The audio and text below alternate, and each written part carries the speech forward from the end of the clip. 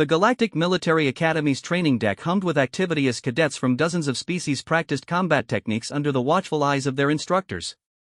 The massive space station orbited Kepler 442b, its reinforced halls designed to accommodate beings ranging from the towering Vorthak warriors to the diminutive but deadly Zephyrian assassins. Cadet Crix 9 of the Zilani species stumbled backward, his pale blue skin glistening with sweat as he tried to keep up with the advanced combat drill. His elongated limbs, evolved for the low-gravity environments of his homeworld, made him graceful in zero-G but clumsy in standard gravity. The other cadets had already noticed his weakness. "Look at the twig trying to fight," sneered Cadet Thane, a massive Brutarian whose species had conquered 17 systems before joining the Galactic Alliance. His rock-like hide was scarred from countless battles, and his forearms made him a formidable opponent. "Maybe the Academy should start a gardening program for the delicate ones." Several other cadets laughed, forming a loose circle around Crix 9. Among them was Cadet Vex, a Saurian whose ancestors had ruled through fear and intimidation for millennia. His reptilian features twisted into a cruel smile as he watched the Zilani's discomfort. "I heard the Zilani surrender before battles even begin," Vex hissed, his forked tongue flicking out. "Maybe we should teach him what real warriors look like." Instructor Gorth, a veteran Krogani soldier, was reviewing combat data on his tablet across the training deck, too far away to notice the brewing confrontation. The automated training systems continued their programmed routines, oblivious to the drama unfolding in the corner. Crix 9 raised his hands peacefully. "I don't want any trouble. We're supposed to be allies here." "Allies?" Thane stepped closer, his massive frame casting a shadow over the smaller cadet. "The Academy might call us allies, but some species are clearly more valuable than others. What happens when we face real combat? Will you hide behind your diplomatic immunity then?" The circle of cadets tightened. Crix 9 found himself backed against the reinforced wall of the training chamber, his heart racing as he realized there was nowhere to retreat. His people were known for their intelligence and technological innovations, not their physical prowess. In a direct confrontation, he stood no chance against these predator species. "Please," Crix 9 whispered, his voice barely audible over the sounds of training exercises happening elsewhere in the facility. "The Academy's code of conduct clearly states that." "The Academy's code?" Thane laughed, a harsh sound that echoed off the metal walls. "The Academy isn't here right now, Twig. Just us."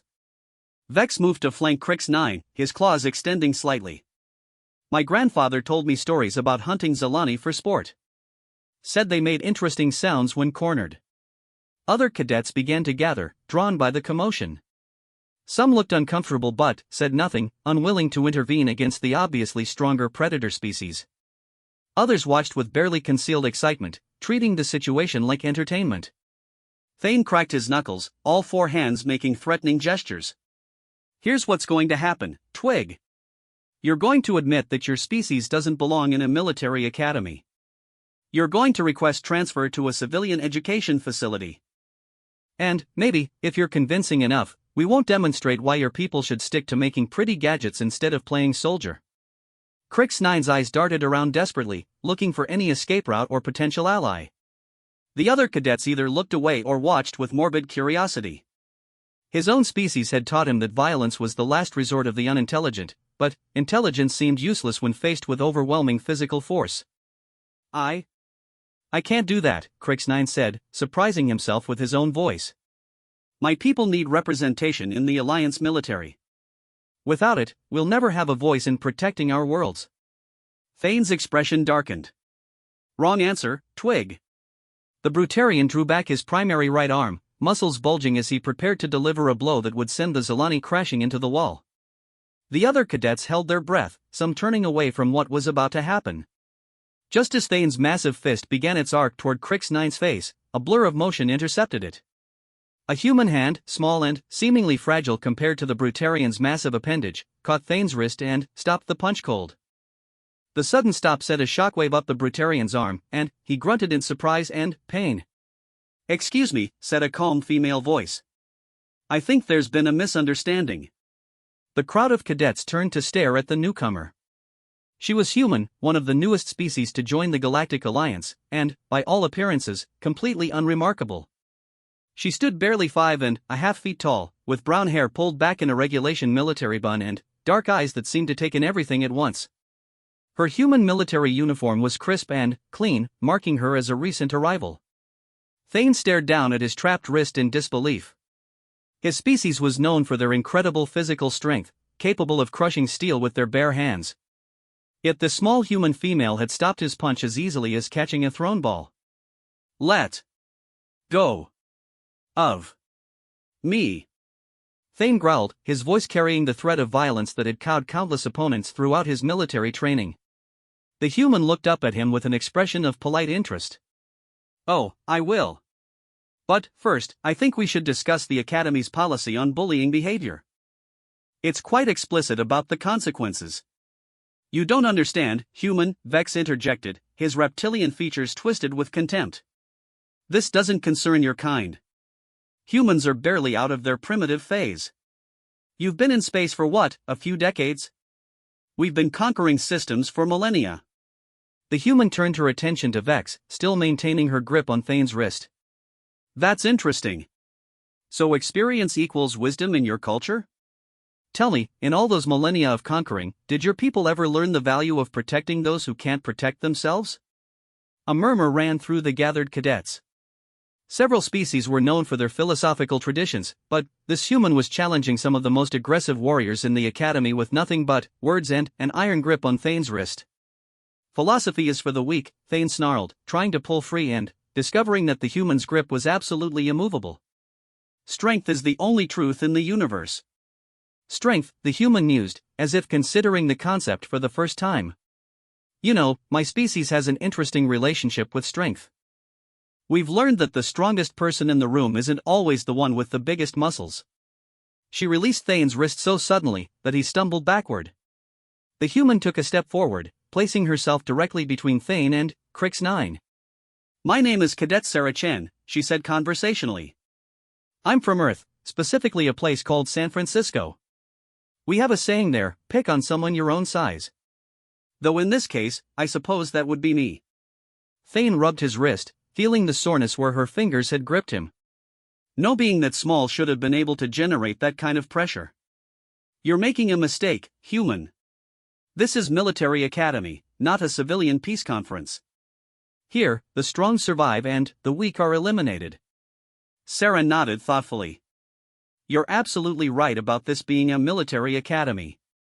Which makes me wonder why you're wasting time bullying a fellow cadet instead of learning to work as a team. Don't they teach tactical thinking on Brutaria?" The insult hit home. Thane's species prided themselves on their strategic minds as much as their physical prowess. To suggest that he was thinking like a primitive brawler rather than a trained military officer was deeply offensive. "I challenge you to combat," Thane declared, his voice carrying across the training deck. "Single combat, no weapons, Academy rules. When I defeat you, the twig transfers out, and humans learn their place in the hierarchy." Sarah considered this proposal seriously. "And if I win?" Thane laughed, a sound like boulders grinding together. "You won't." "Humor me," Sarah insisted. Vex stepped forward. "If by some miracle the human wins, we'll leave the Zilani alone. But, when Thane crushes her, both of you pack your belongings and request transfers to non-military positions." Crix-9 started to protest.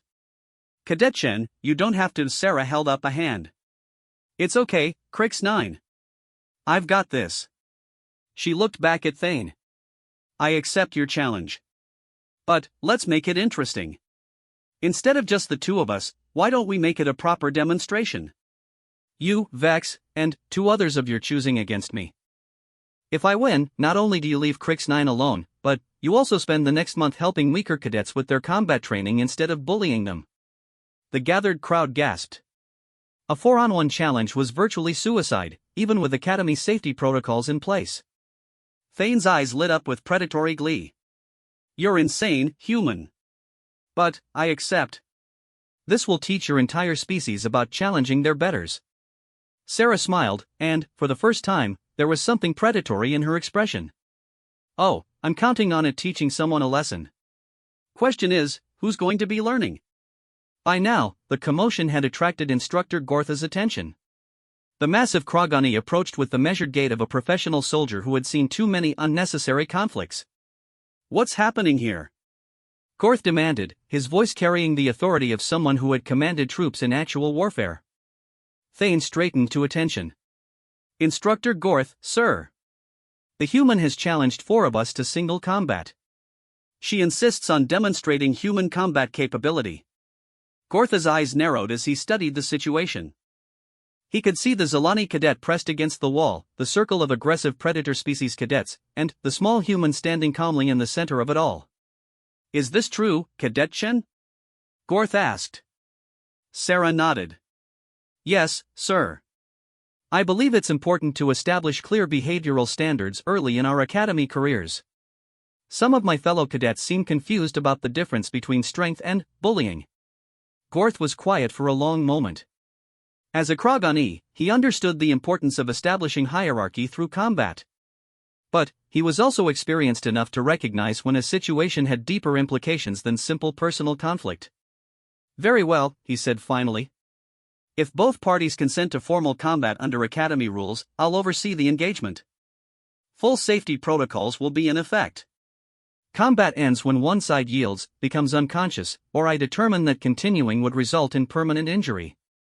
He activated his communication device. All cadets to training deck 7. Formal combat demonstration beginning in 10 minutes. As word spread throughout the academy, cadets from dozens of species began flooding into the training area. Humans were still relatively new to the Galactic Alliance, and most alien species were curious about their capabilities. The prospect of seeing a single human take on 4 of the Academy's most physically imposing cadets was too intriguing to miss. Sarah walked over to Crix 9, who was still pressed against the wall looking stunned by the rapid turn of events. Are you okay? She asked quietly. Crix 9 nodded shakily. But, Cadet Chen, you don't understand what you've agreed to. Thane has killed opponents in sanctioned combat before. Vex has toxins in his claws that can paralyze nervous systems. You're going to be seriously injured, possibly killed. Sarah patted his shoulder gently. I appreciate the concern, Crix 9. But, there's something you should know about humans. We're really good at surprising people who underestimate us. She walked toward the designated combat area, leaving Crix 9 staring after her in amazement and terror. Around the training deck, hundreds of cadets were taking positions to watch what many were already calling either the bravest or most foolish challenge in Academy history. Thane was conferring with his chosen allies, Vex the Saurian, a massive ursid named Grawl whose species resembled weaponized bears, and a sleek pantheran called Shade whose feline ancestors had been apex predators. Together, they represented 4 of the most physically dangerous species in the known galaxy. Remember, Thane was saying, we end this quickly and decisively. The human needs to understand that her species' place in the Alliance is at the bottom of the hierarchy. No permanent damage, but make sure she never forgets this lesson. Vex flexed his claws. Agreed. Though it seems almost cruel to destroy something so small and fragile. Grawl growled his agreement, while Shade simply smiled, showing teeth designed for tearing prey. Across the combat area, Sarah was doing simple stretching exercises, seemingly unconcerned by the overwhelming odds she faced. A few human cadets had arrived and were trying to talk her out of the fight, but she waved them off with confident gestures. Instructor Gorth stepped into the center of the designated combat zone. Cadets, you are engaged in formal combat under Academy Regulation 847. Rules are as follows: no weapons, no attacks intended to cause permanent injury or death. Combat ends when I declare it over or when one side yields. Medical teams are standing by. He looked at both sides. Do the combatants understand and agree to these terms? Understood and agreed, Thane said, speaking for his team. Sarah simply nodded. Very well. Combatants, take your positions. The crowd fell silent as the 5 fighters moved to opposite sides of the combat zone. Sarah stood alone, looking tiny compared to the 4 massive aliens facing her. In the silence, the only sound was the hum of the station's life support systems and the distant noise of other training exercises continuing elsewhere in the facility. Gorth raised his hand. Combat begins, now. The 4 alien cadets charged simultaneously, using their superior numbers to prevent Sarah from using mobility to her advantage. It was a textbook tactical approach, overwhelming force applied with precision timing. Sarah didn't run. Instead, she stepped forward to meet their charge, moving with a fluid grace that seemed to defy the station's artificial gravity. Her first target was Grawl, the massive ursid whose species was known for devastating charges that could crush smaller opponents. As Grawl's clawed arms swung down toward her, Sarah ducked under the attack and drove her fist upward into the alien's solar plexus. The impact lifted the 400-pound ursid completely off his feet and sent him crashing into the far wall of the training deck. The crowd gasped in astonishment. Grawl's species had hide thick enough to deflect small arms fire, yet the human's punch had dropped him instantly. Before the other attackers could react, Sarah spun toward Vex, whose claws were already extending toward her throat. She caught his wrist, twisted it with mechanical precision, and used his own momentum to flip him over her shoulder. Vex hit the deck hard, his breath knocked out of him. Shade, the Pantheran, tried to use his feline reflexes to strike from her blind side, but Sarah seemed to sense his approach without looking. She pivoted on one foot, grabbed his extended arm, and used a leverage technique that sent him spinning through the air to land in a heap next to the still groaning Vex. All of this happened in less than 4 seconds. Thane, who had been expecting to deliver a finishing blow to an already overwhelmed human, found himself facing an opponent who had just dismantled 3 of his allies with movements so fast and precise they barely seemed real. "Impossible," he growled. "Humans are supposed to be weak. Your species has no natural weapons, no enhanced strength, no combat adaptations." Sarah wiped a small trickle of sweat from her forehead and smiled. "You're absolutely right, Thane. We don't have claws, or fangs, or armored hide, or any of the things that make a species naturally dangerous." She began walking toward him with measured steps. "What we have is something much more dangerous. We have the ability to adapt, to learn, and to become whatever we need to be in order to survive." Thane threw a massive punch that would have shattered concrete. Sarah moved her head slightly to one side, letting the fist pass harmlessly by her ear, then stepped inside his guard and delivered a precise strike to a nerve cluster just below his primary shoulder. Thane's right arms went completely numb, hanging uselessly at his side. "You see," Sarah continued conversationally, as if they were discussing academy curriculum instead of fighting, "my species spent millions of years learning to hunt things bigger, stronger, and more naturally dangerous than we were. We got very good at finding weaknesses." She ducked under another desperate swing from Thane's remaining functional arms and struck 2 more nerve points in rapid succession. The massive Brutarian collapsed to his knees, his entire nervous system temporarily disrupted by precise applications of force to vulnerable points that most species didn't even know they had. "The thing about predators," Sarah said, standing over the paralyzed alien, "is that they usually rely on their natural advantages. They don't expect prey to fight back intelligently." The training deck was absolutely silent. Hundreds of cadets from dozens of species stared in shock at the small human who had just defeated 4 of the Academy's most dangerous fighters in less than 30 seconds of actual combat. Instructor Gorth stepped forward, his professional composure intact despite his obvious surprise at the results. "Combat is concluded. Victory to Cadet Chen." Sarah looked around at the stunned faces surrounding her, then walked over to help Crix 9 up from where he had been crouched against the wall. "Are you hurt?" she asked gently. Crix 9 shook his head, still staring at her in amazement. How did you do that?" Sarah shrugged.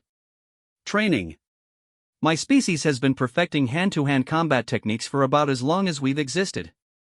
When you don't have natural weapons, you learn to make your entire body into one."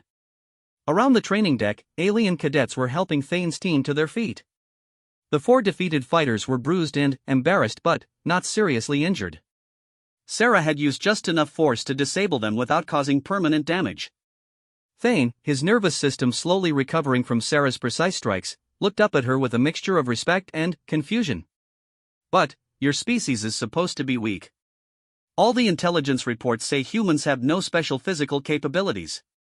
Sarah smiled and extended a hand to help him stand. "Intelligence reports can be misleading, Thane.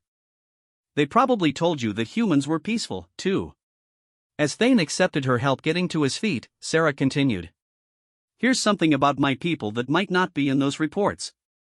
We have a saying, the best defense is a good offense. But we also have another saying, don't start fights, but always finish them." She looked around the assembled crowd of cadets. "I didn't come here to prove that humans are superior to anyone. I came here because someone needed help, and helping people in trouble is what humans do." Vex, still nursing his bruised ribs, hissed softly. "But you defeated us so easily. If humans are this capable in combat, why haven't your species conquered other worlds like the rest of us? Sarah's expression became serious. Because conquest isn't strength, Vex. It's just conquest. Real strength is using your power to protect people who can't protect themselves, building alliances instead of empires, and proving that different species can work together instead of fighting each other. She gestured toward Crix 9. The Zilani might not be physical fighters, but they've developed medical technology that has saved millions of lives across the galaxy. The Academy isn't supposed to be about eliminating the weak, it's about learning to combine different strengths into something greater than any one species could achieve alone. Instructor Gorth stepped forward. Cadet Chen raises an important point about the Academy's mission. Perhaps this incident can serve as a learning experience for all involved. He looked at Thane and his defeated allies. I believe the terms of combat included additional training responsibilities for the losing side? Thane nodded reluctantly. The human. Cadet Chen won fairly. We will honor the agreement. Sarah smiled. Actually, I have a better idea. Instead of you helping weaker cadets as punishment, why don't we all work together? I could use sparring partners who can challenge me physically, and maybe I can share some human combat techniques that could be useful to other species. The suggestion surprised everyone. After defeating them so decisively, the human was offering to train with them as equals rather than claiming victory and walking away. Grawl, still rubbing his bruised ribs, spoke up. You would teach us human fighting methods? Even after you made a mistake, Sarah finished. Everyone makes mistakes, Grawl. The question is whether you learn from them or repeat them. As the crowd of cadets began to disperse, many of them were engaged in excited conversations about what they had just witnessed. The assumptions about human capabilities were clearly going to require significant revision. Sarah walked with Crix 9 toward the exit, but the Zilani stopped her with a gentle touch on her arm. Cadet Chen, he said quietly. Why did you help me? Your species has no obligation to mine, and you risked serious injury defending someone you barely know. Sarah considered the question seriously. Where I come from, we have a concept called paying it forward. The idea is that when someone helps you, the best way to thank them is to help someone else who needs it. My species received a lot of help when we first joined the galactic community. I guess I'm just returning the favor. She paused at the exit to the training deck. Besides, Crix 9, I have a feeling that your people and mine are going to be working together for a long time. We might as well start building good relationships now. As they left the training area, neither of them noticed the small recording device that had captured the entire encounter, or the senior officer who was already transmitting the footage to Alliance Command with a priority encryption stamp.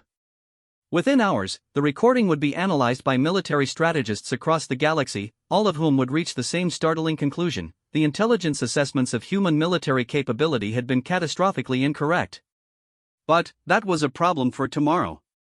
Today, a single human had demonstrated that her species' greatest weapon wasn't superior technology or physical strength. It was the willingness to stand up for those who needed protection, even when the odds seemed impossible to overcome. And, in a galaxy full of predators and prey, that might just change everything. Commander Vexhai of the Draconian Intelligence Division stared at the holographic display floating above his desk for the third time in 2 hours. The recording from the Academy training deck showed impossible things happening with casual ease, and his analytical mind refused to accept what his eyes were telling him. Computer, replay recording segments 7.4 through 7.9, he commanded in his species' distinctive hissing accent.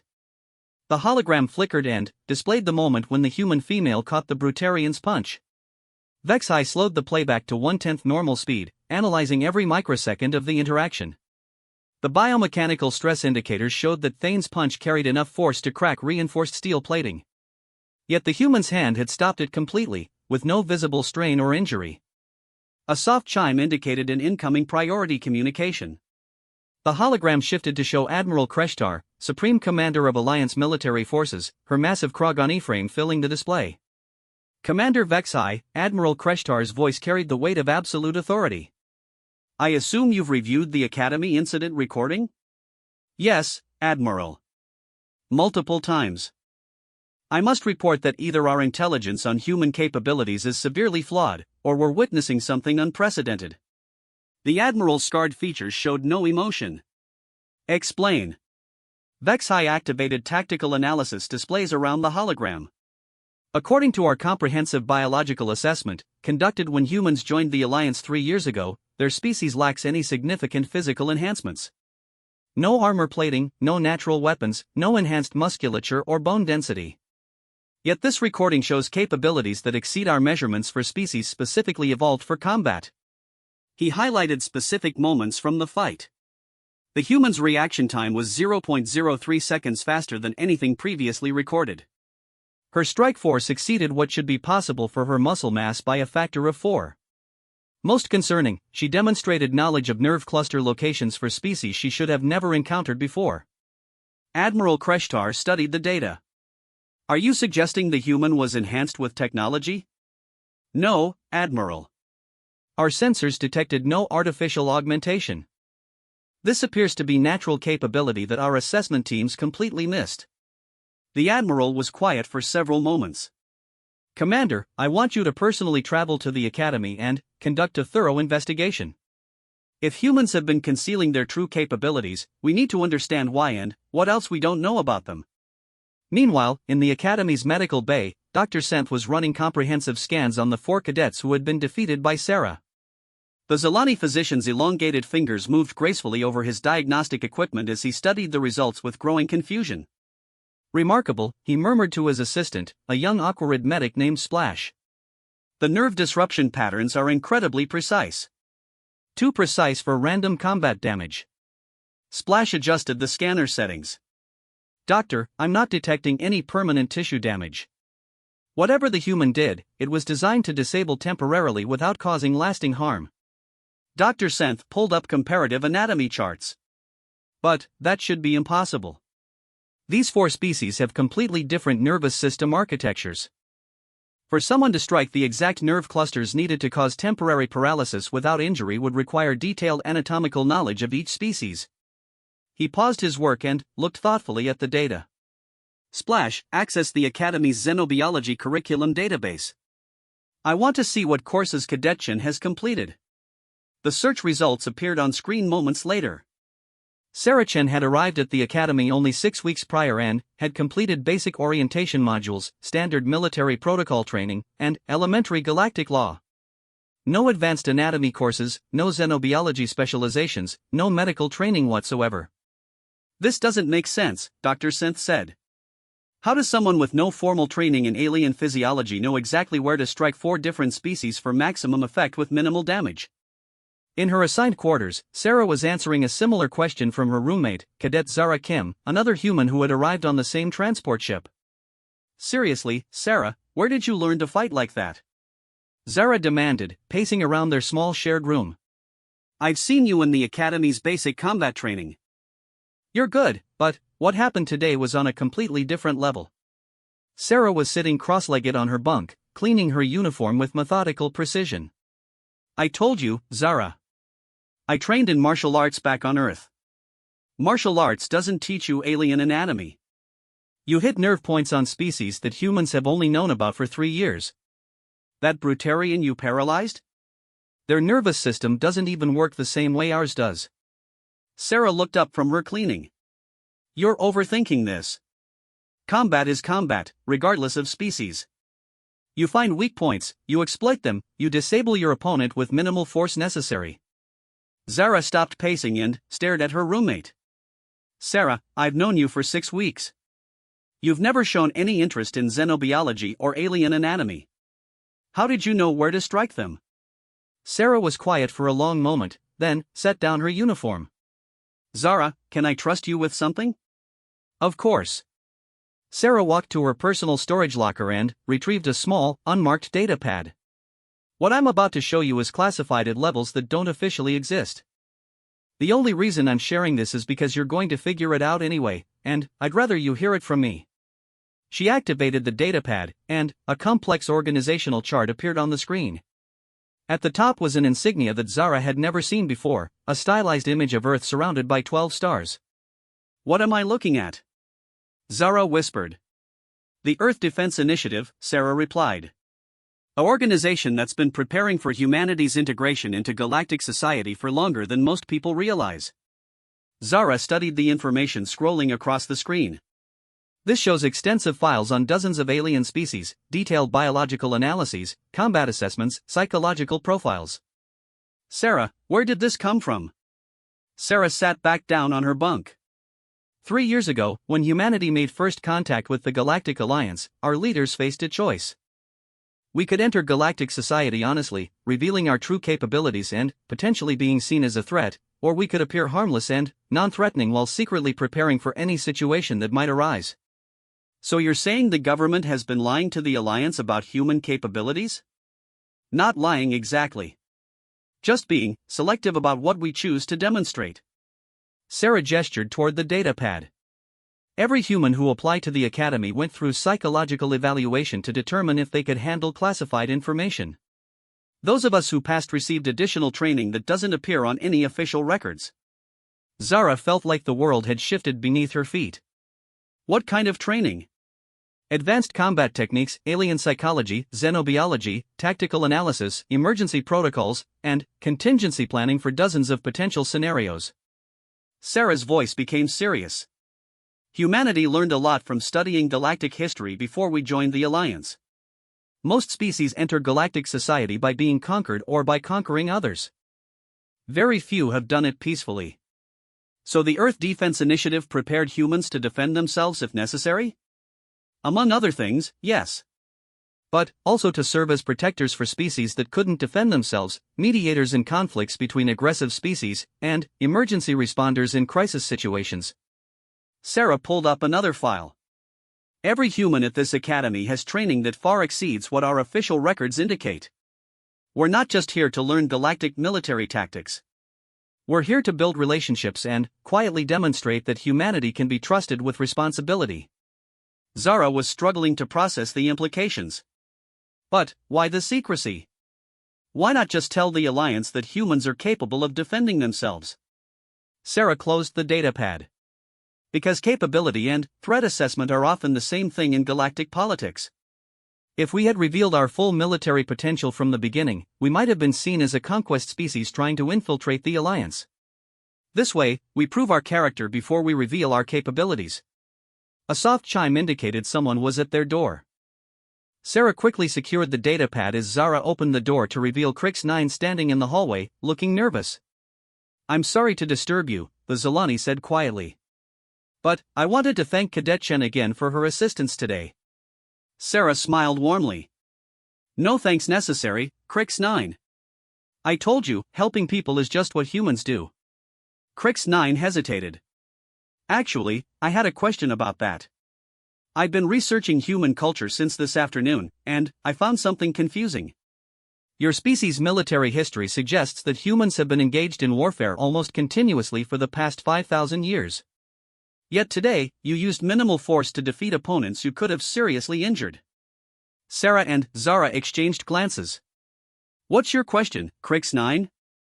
How does a species with such an extensive history of warfare develop such precise methods of non-lethal combat? Most warrior cultures focus on maximizing damage, not minimizing it." Sarah considered her response carefully. "Crix-9, humans have indeed spent a lot of time fighting each other. But, we've also spent a lot of time learning from our mistakes.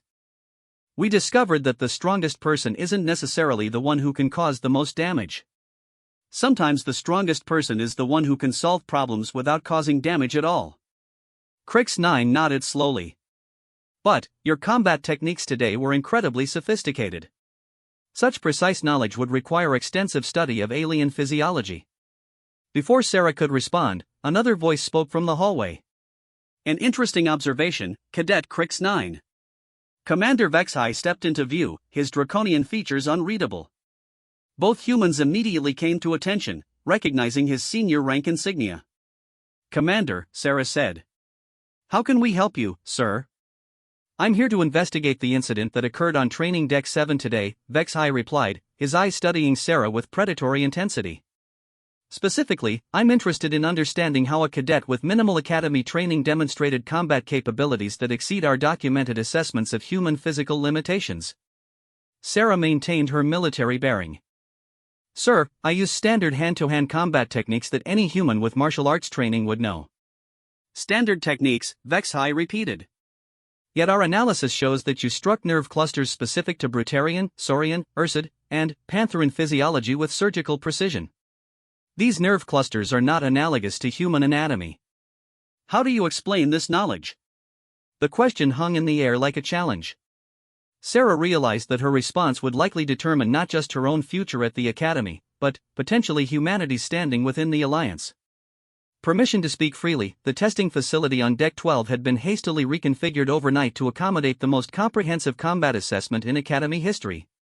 Advanced biometric scanners lined the walls, force measurement equipment had been calibrated for readings far beyond normal parameters, and medical teams from 6 different species stood ready to respond to any injuries. Sarah stood in the center of the testing area, wearing a form-fitting suit covered in sensors that would measure every aspect of her physical performance. Around the observation gallery, representatives from Alliance Command watched through reinforced transparent aluminum barriers designed to contain weapons-grade explosions. Commander HFY reviewed his tablet one final time. Cadet Chen, today's assessment will consist of 7 standardized tests. We need to establish accurate baseline measurements for human capabilities so that Alliance Command can properly evaluate your species' potential role in galactic defense. Admiral Kreshtar's voice came through the communication system. Cadet Chen, I want you to understand that the results of this assessment will influence policy decisions affecting all of humanity. Please perform to the best of your abilities. Sarah nodded toward the observation gallery. Understood, Admiral. I'm ready to begin. The first test was simple strength measurement. Sarah approached a device that resembled a massive hydraulic press, designed to measure maximum grip strength and lifting capacity. The previous record holder had been a Cretacean whose species was genetically engineered for heavy construction work. Place your hands on the grips and squeeze as hard as you can, instructed Dr. Senth, who was overseeing the medical aspects of the assessment.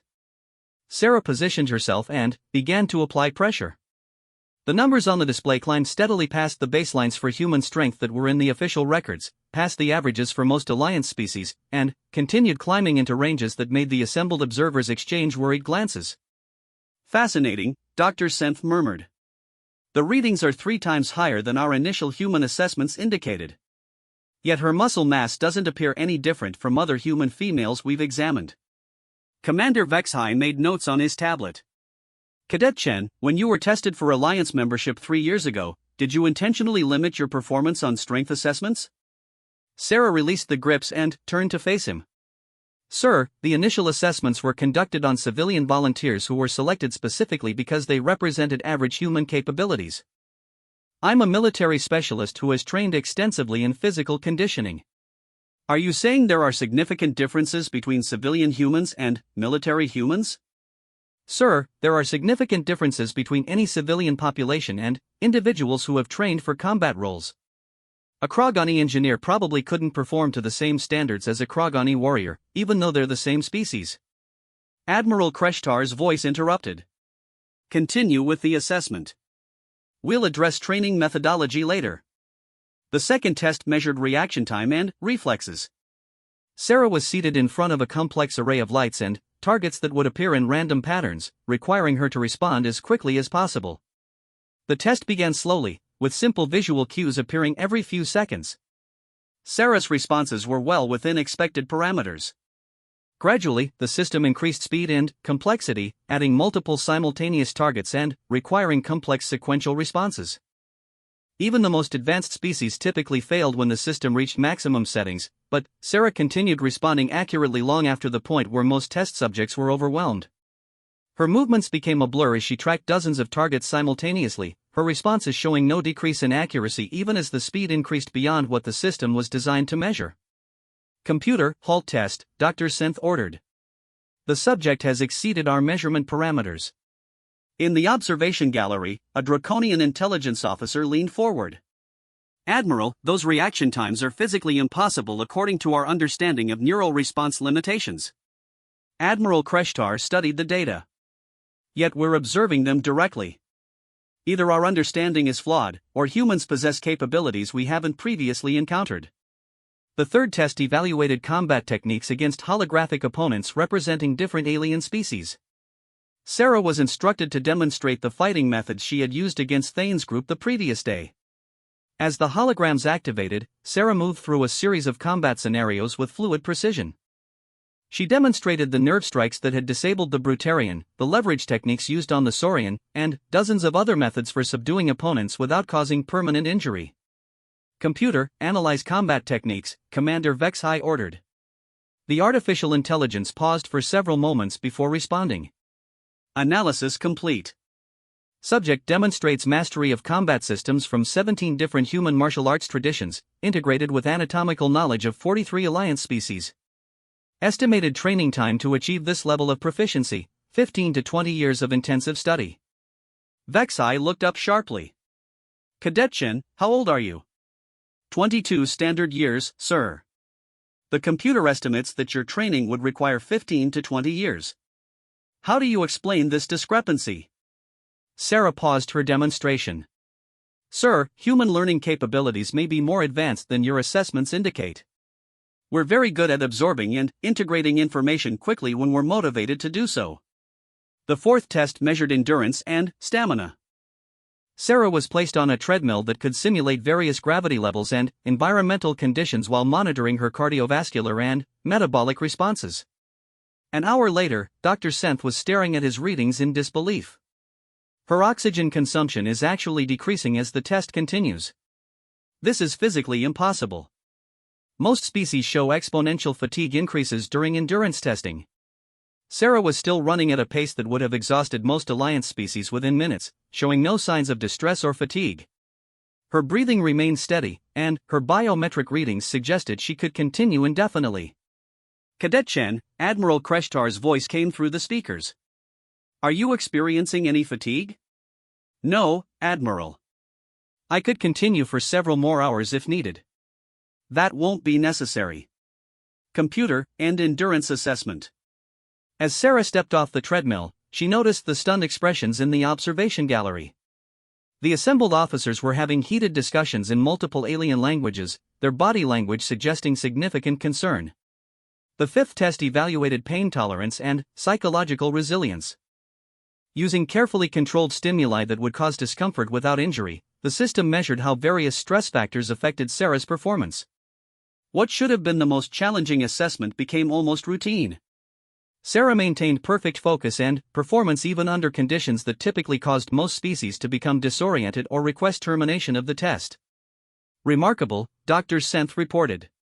"Her neural patterns show awareness of the stress stimuli, but she's demonstrating complete conscious control over her responses to them. It's as if pain and discomfort are simply information rather than limiting factors." The sixth test was tactical analysis under pressure. Sarah was presented with complex military scenarios involving multiple alien species and asked to develop strategic solutions while dealing with distracting environmental conditions. Her responses demonstrated not only tactical thinking that impressed the military observers, but also detailed knowledge of the cultural, psychological, and biological factors that would influence each species' behavior in combat situations. Commander Vexhai reviewed her analysis of a simulated conflict between Brutarian and Zilani colonies. "Cadet Chen, your solution accounts for factors that aren't included in standard military training. How did you know that Brutarian aggression decreases significantly in low-light conditions?" "Sir, effective tactics require understanding your allies and opponents as completely as possible. The Brutarian visual system evolved on a highlight world, so their confidence and aggression naturally decrease in darker environments. Understanding this allows you to structure engagements to minimize casualties on both sides.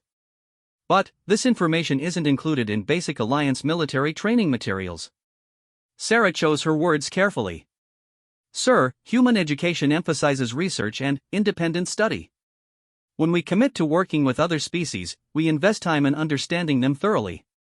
The seventh and final test was the most complex, a full combat simulation against multiple opponents in a realistic environment. Sarah would face holographic representations of various alliance species in a scenario designed to test every aspect of her abilities simultaneously. As the simulation began, Sarah found herself in a recreation of an asteroid mining station under attack by pirates. Her mission was to protect civilian workers while neutralizing the threats, all while dealing with zero gravity, limited visibility, and equipment failures designed to stress test her adaptability. The observers watched in silence as Sarah moved through the simulation like a force of nature. She used the environment to her advantage, turned the pirates' aggressive tactics against them, and completed the mission with 0 civilian casualties and minimal use of lethal force. When the simulation ended, the testing facility was completely quiet. Admiral Kreshtar descended from the observation gallery, her expression unreadable. Cadet Chen, in 30 years of military service, I have never witnessed a performance like what we've just observed. Sarah came to attention. Thank you, Admiral. I'm not sure that was a compliment, Cadet. Your test results suggest that a single trained human could potentially face an entire squad of Alliance warriors and emerge victorious. Before Sarah could respond, alarms began blaring throughout the academy. Emergency lights bathed the facility in red as Admiral Kreshtar's communication device crackled to life. Admiral, we have a priority Alpha emergency, came an urgent voice. The research station at Kepler 442c is under attack by unknown hostiles. All nearby Alliance vessels are engaged in other operations. The Academy is the only available response unit. Admiral Kreshtar activated her communicator. What's the situation at the research station? Approximately 300 researchers from 12 different Alliance species are trapped. The attackers appear to be using advanced technology and are systematically overwhelming the station's defenses. Estimated time before total facility compromise, 4 hours. The Admiral looked at Sarah, then at the test results still displayed on the facility's screens. How many attackers? Intelligence estimates between 50 and 70 hostile combatants with military-grade equipment and training. Admiral Kreshtar was quiet for a moment, then made a decision that would change everything. Cadet Chen, how do you feel about a practical examination of your capabilities? Sarah's eyes lit up. Admiral, I'd be honored to help. You'll be leading a rescue team composed of Academy cadets. Your mission is to evacuate the civilian researchers while neutralizing the threat to the facility. Commander Vexhai stepped forward. Admiral, with respect, sending cadets on a mission of this magnitude, Commander, we've just witnessed capabilities that exceed anything in our experience. If human training can produce results like what we've observed, perhaps it's time to see what humans can accomplish in actual crisis situations.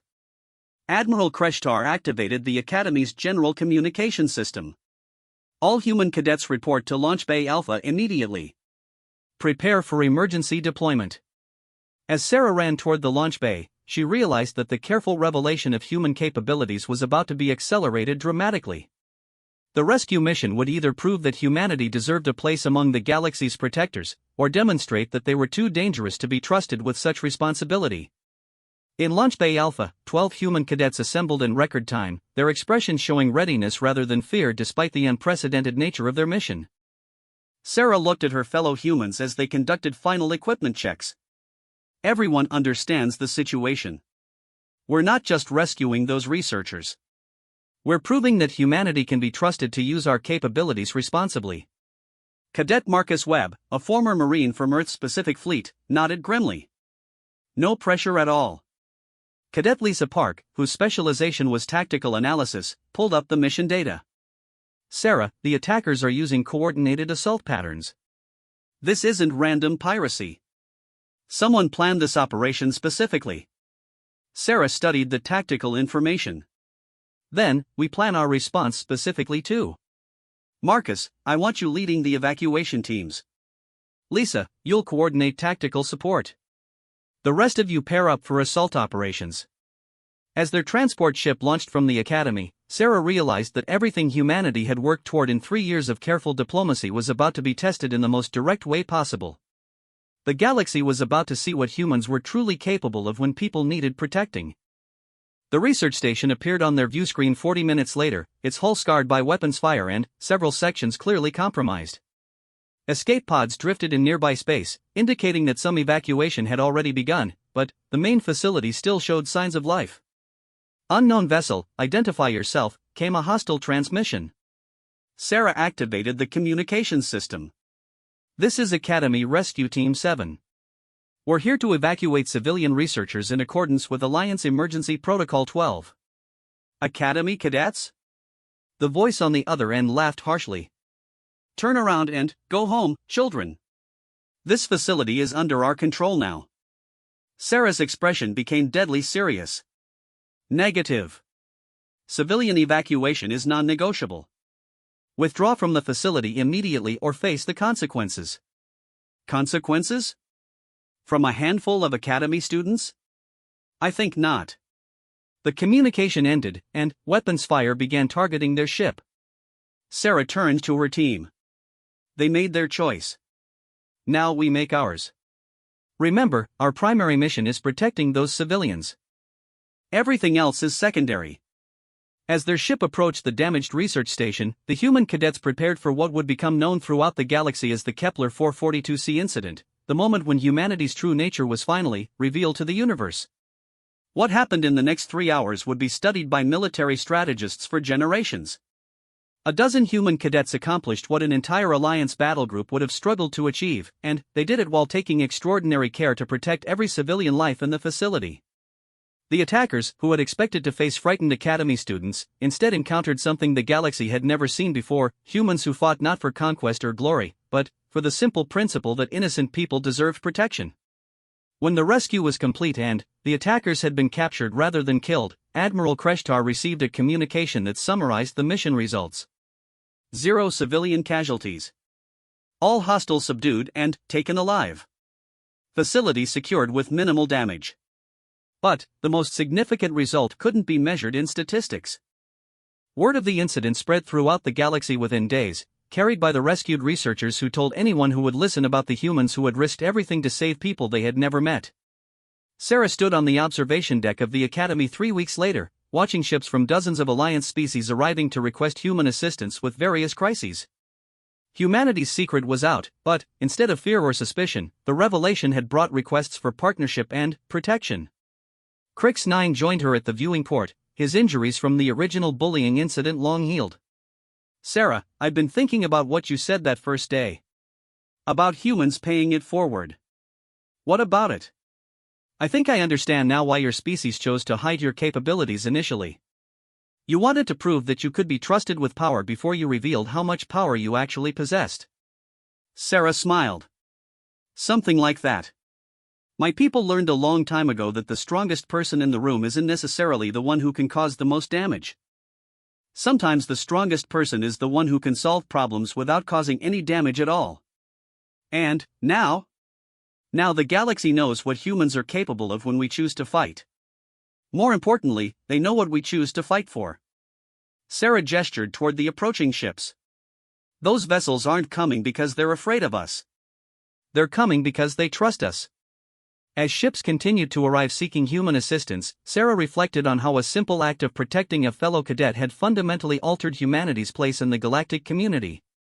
The universe had learned that humans possessed the capability to be among the most dangerous species in known space, but, more importantly, they had learned that humans chose to use that capability to protect rather than conquer. In the end, that choice made all the difference.